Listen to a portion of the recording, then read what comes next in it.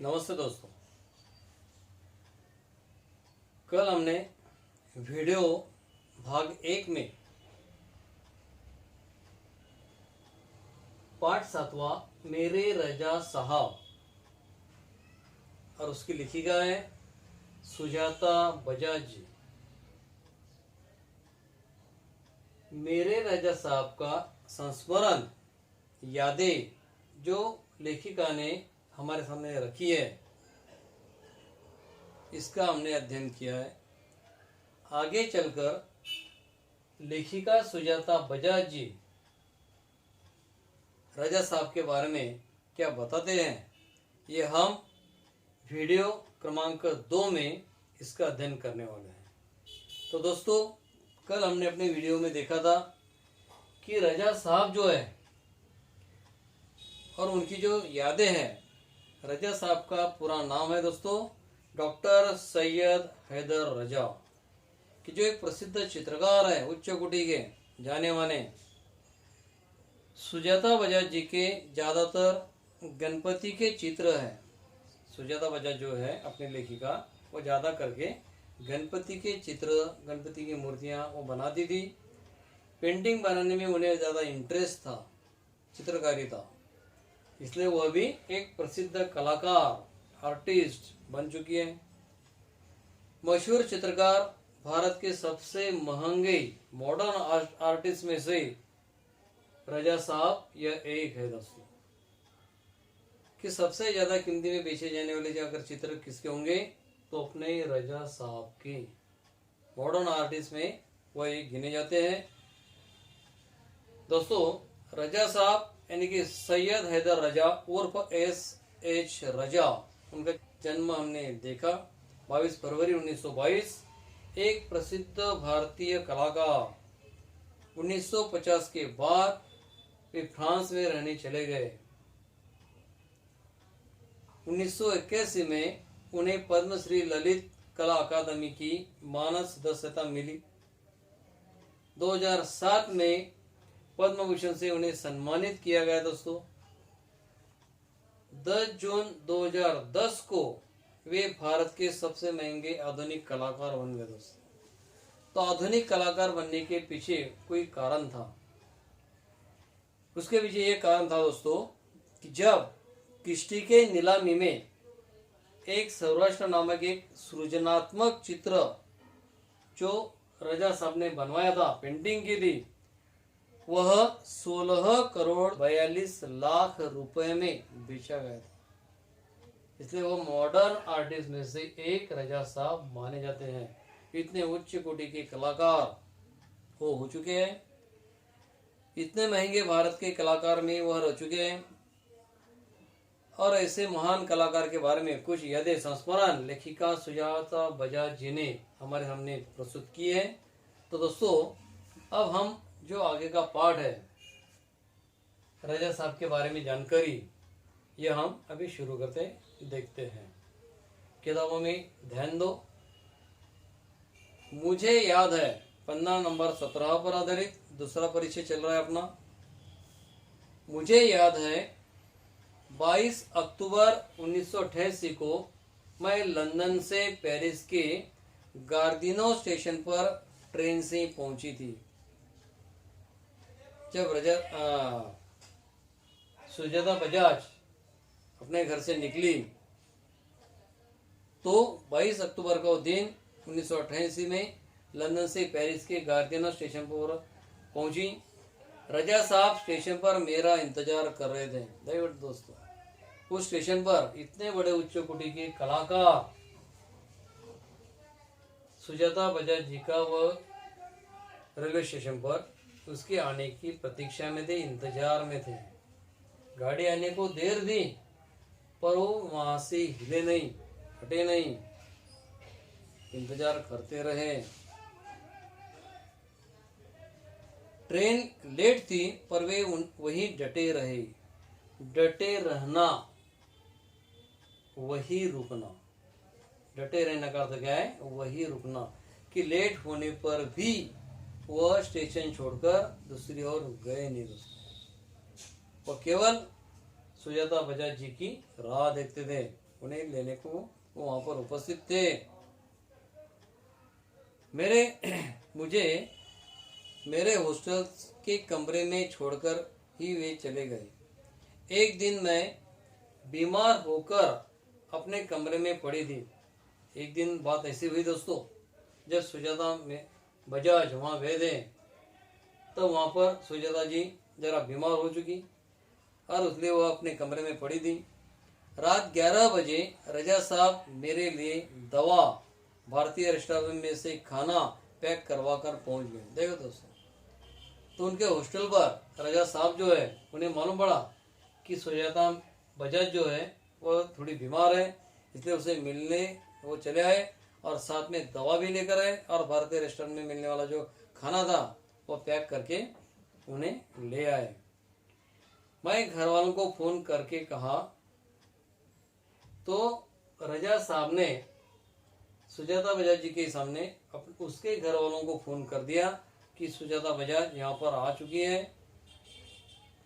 आप लोग चिंता न करें। देखो दोस्तों, सुजाता बजाज जी के परिवार के लोगों को रजा साहब ने फोन पर बता दिया कि अब आप सुजाता बजाज जी का कोई भी चिंता न करें, फिक्र न करें, आप लोग चिंता न करें, मैं हूं पेरिस में सुजाता की चिंता करने के लिए। देखो पेरिस में देखो,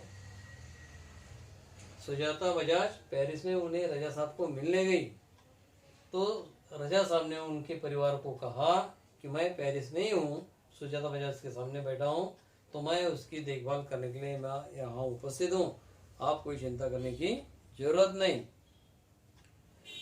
हर बार जब मैं या रजा साहब पेंटिंग पूरी करते तो सबसे पहले एक दूसरे को दिखाते थे।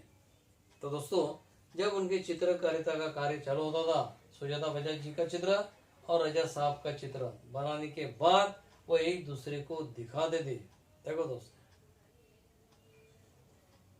सुजाता बजाज अपने चित्र दिखाते थे, रजा साहब भी उसे अपने चित्र दिखाते थे, और एक दूसरे में अगर कोई गलती होगी, गुणदोष, तो अभी एक दूसरे को कहते थे। दोस्तों, रजा साहब के बारे में सुजाता बजाज डरती थी, कितने बड़े आर्टिस्ट कलाकार का गुणदोष मैं कैसे करूं।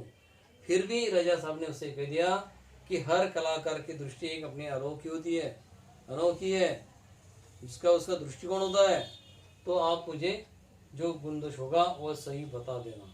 तो इतने साफ दिनों से वो दोनों अपना कार्य पेंटिंग का करते थे। दोनों एक दूसरे के ईमानदार समालोचक थे। देखो दोस्तों, ईमानदार समालोचक, समालोचक का अर्थ है कि गुण दोषों पर चर्चा करना, एक दूसरे के गुणों पर चर्चा करके उसमें बदल करना, परिवर्तन करना और चित्र को ज्यादा से ज्यादा आकर्षित बनाने का हेतु, संकल्प उन दोनों का था। हमने मुंबई, लंदन, पेरिस और न्यूयॉर्क में साथ साथ प्रदर्शनियां की, पर कभी कोई विवाद नहीं हुआ। तुम्हें सवाल आता है दोस्तों कि इन दोनों ने यहाँ प्रदर्शनी लगवाई थी, तो मुंबई, लंदन, पेरिस और न्यूयॉर्क में उन्होंने साथ में प्रदर्शनी लगाई थी कि जहाँ पर उन्होंने अपने प्रदर्शनी में चित्र बनाई हुई जो पेंटिंग थी वो दोनों ने वहाँ रखी थी। वह उनके स्नेह और अपनेपन के कारण ही था। देखो दोस्तों, स्नेह, प्रेम, अपनेपन, जो अपनापन होता है वो दोनों का एक दूसरे को गुणदोष बताने के बाद पेंटिंग को अधिक से अधिक बढ़कर बनाना, ये उनके हाथ में थे, और दोनों का एक दूसरे का गुणदोष बताकर पेंटिंग को सुधारने का कार्य करते थे।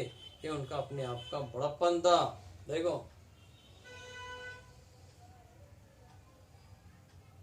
तो इस चित्र में सुजाता बजाज भी पेंटिंग करते हुए नजर आ रही है दोस्तों, जैसे हमारी किताब में भी वो पेंटिंग करते हुए नजर आ रही है, वैसे ये पेंटिंग करते हुए दिखाई दे रही है। हिंदी, उर्दू तो हमेशा से ही बहुत अच्छी रही उनकी, अंग्रेजी, फ्रेंच भी बहुत अच्छी लिखते थे, कविताओं से बहुत प्यार था उन्हें। देखो, रजा साहब से कविता से भी ज़्यादा प्यार था, और उन्हें अपने कल हमने देखा वीडियो में कि उन्हें फूल भी ज़्यादा पसंद थे। शेर, गजल व पुरानी हिंदी फिल्म गाने बड़े प्यार से सुनते थे। ये उनका सारा छंद हुआ दोस्तों, शौक। छंद, शौक का मतलब छंद। तो वह रजा साहब पेंटिंग के साथ साथ यह भी बातें करते थे। एक डायरी रखते थे अपने पास। देखो, रजा साहब को डायरी रखने की आदत थी। ये बहुत अच्छी बात है दोस्तों, जिसे हम डेली डायरी कहते हैं। दैनंदिनी, डेली वर्क, रोज का कार्य जो हमने किया है वो शॉर्ट में वहाँ टिप्पणियाँ लिखना कि मैंने आज यह कार्य किया है। तो रजा साहब भी जो अच्छी अच्छी बातें लगती थी, जो वो देखते थे, वो सारे संग्रह करके वो अपने डायरी में नित्य रोज के हमेशा की तरह वह लिखा करते थे। हर सुंदर चीज की लिख लिया करते थे। हर सुंदर चीज को परीक्षण करने के बाद वो अपने डायरी में लिख लिया करते थे। मेरी बेटी यानी कि सुजाता बजाज जी की जो बेटी है, लड़की है, उसके बारे में बात चल रही है दोस्तों कि सुजाता बजाज जी की जो बेटी है उसका नाम है हेलेना। उसका नाम है हेलेना। नाम क्यों? उसकी एक लड़की थी, बेटी थी। बहुत खूबसूरत हिंदी बोलती थी वो। उन्हें बहुत गर्व होता था रजा साहब को कि इतनी छोटी लड़की कितनी सुपर हिंदी शुद्ध भाषा में बोल रही है। वे हमेशा उसके साथ शुद्ध हिंदी में ही बातें करते थे। तो रजा साहब भी सुजाता बजाज की जो लड़की थी, बेटी थी हेलेना, उसके साथ हमेशा शुद्ध हिंदी में ही बातें किया करते थे। रजा साहब को अच्छा खाने का बहुत शौक था। देखो दोस्तों, मैंने आपको पहले कहा शौक मतलब छंद, आवड़, लगाव, रुचि, पसंद। तो उन्हें अच्छे अच्छे खाने के बारे में बहुत लगाव था। पर दाल चावल रोटी आलू की सब्जी में उनकी जान अटकी रहती थी। दाल चावल रोटी आलू की सब्जी में उनकी जान अटकती रहती थी। इसका मतलब अटकी रहती थी का कारण उन्हें वो ज़्यादा पसंद है। खाने के जो पदार्थ है उनमें से दाल चावल रोटी आलू की सब्जी उन्हें अधिक भाती थी, इसलिए वो कहते हैं कि उनकी जान अटकी रहती थी, उसे ज़्यादा पसंद है वो खाना। मैं हफ्ते में एक बार भारतीय शाकाहारी खाना बनाकर भेजती थी उनके लिए और उनके फ्रांसीसी दोस्तों के लिए। देखो दोस्तों, सुजाता बजाज जी अपना भारतीय खाना हफ्ते में एक बार बनाकर डॉक्टर रजा साहब के लिए तो भेजती थी, पर साथ ही साथ उनके जो फ्रांसीसी जो पुराने दोस्त थे वहाँ पर उनके साथ रहने वाले, उनके लिए भी वो भारतीय खाना एक दिन हफ्ते में भेजा करती थी। रजा साहब के कुछ पुराने फ्रांसीसी दोस्तों को उनके जाने की खबर देने गई तो फिर से एक बार उनकी दीवारों पर रजा साहब की काफ़ी सारी कृतियाँ देखने का मौका मिल गया। देखो दोस्तों, दुख की बात है, उनकी खबर वह सुजाता बजाज जी उनके मित्रों को देने गई। तब उनके मित्रों के घर में जाने के बाद मित्रों के घर के चारों दीवारों पर रजा साहब की बनाई हुई पेंटिंग्स, चित्रकारिता तरह तरह की उसे देखने को मिली। जैसे प्रदर्शनियां लगाई हो उन्होंने, इतने वो उसे पसंद करते थे। मैं हमेशा कहती कि सुजाता बजाज रजा साहब जी को हमेशा कहती थी दोस्तों, क्या कहती थी कि रजा साहब आप मेरे एंजल गार्जियन है। एंजल गार्जियन इसका मतलब दोस्तों देवदूत, देवात्मा, जिसे हम गॉड फादर कहते हैं, एक आदर्श कहते हैं।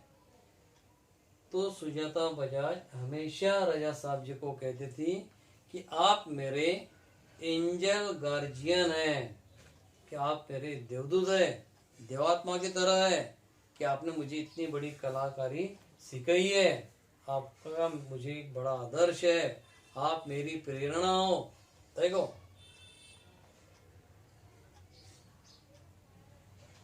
तो हम मुस्कुरा देते थे। पर सन 2000 के बाद देखो दोस्तों, राजा साहब जब वो सुजाता में बजाज उन्हें बात कहती थी कि आप मेरे इंजन गार्जियन है, तो हंसते थे, मुस्कुराते थे। पर बात अभी बदल गई। 2000 के बाद, सन 2000 के बाद वह राजा साहब खुद कहने लगे, क्यों अब हमारी भूमिका बदल गई है, कि तुम मेरी एंजल गार्जियन हो, अब मैं नहीं। कि सुजाता बजाज जब उन्हें राजा साहब को अपना एंजल गार्जियन कहती थी, तो राजा साहब ने सन 2000 में उन्हें कहा कि अब भूमिका बदल गई है, कि सुजाता बजाज तुम मेरी एंजल गार्जियन हो, अब मैं नहीं। इतनी बड़ी महानता राजा साहब में थी दोस्तों, कि इतने उच्च कोटि के कलाकार होने के बावजूद भी वह सुजाता बजाज जी का आदर मान सम्मान किया करते। छोटे से छोटे कलाकार का भी राजा साहब उनकी कदर करते थे दोस्तों, कि कलाकारिता का गुण अगर जिसमें दिखाई दिया, वो उम्र से छोटा हो या बड़ा हो, उन्हें एक समान, एक दृष्टि से, एक नज़र से देखते थे और वहाँ पर उनकी तारीफ भी करते थे दोस्तों। तो ऐसे महान कोटि के, उच्च कोटि के जो कलाकार है, आर्टिस्ट है, मॉडर्न आर्टिस्ट में से एक राजा साहब के बारे में जो यहाँ पर बातें की है, हमारे सामने उन्होंने रखी है, कि जिसे हमें संस्मरण कहते हैं दोस्तों, यादें कहते हैं। कि सुजाता बजाज जी के मस्तिष्क में, दिमाग में जो यादें चल रही थी, वो यादें राजा साहब के बारे में जो उनके मन में आई, वो हमारे सामने पाठ के माध्यम से, पाठ के द्वारा, पाठ के जरिए मेरे राजा साहब, इसका एक आदर्श उन्होंने हमारे सामने रखा है। तो दोस्तों, इस पाठ का अच्छी तरह से आप अध्ययन करें। इस पर मैं जो आपको कृति पत्रिका देने वाला हूँ, स्वाध्याय देने वाला हूँ, वर्ग पाठ में कुछ गृह पाठ में सवाल आने वाले हैं, वो अच्छी तरह से लिखकर आप अपनी नोटबुक जो है वर्ग पाठ की, गृह पाठ की, वो अच्छी तरह से पूरी करते रहो, ताकि हमें स्कूल शुरू होने के बाद उसे चेक करना पड़ेगा। तो ठीक है दोस्तों, यहाँ पर अपना पाठ मेरे राजा साहब, लेखिका सुजाता बजाज जी का पूर्ण होता है। तो मिलते हैं, धन्यवाद।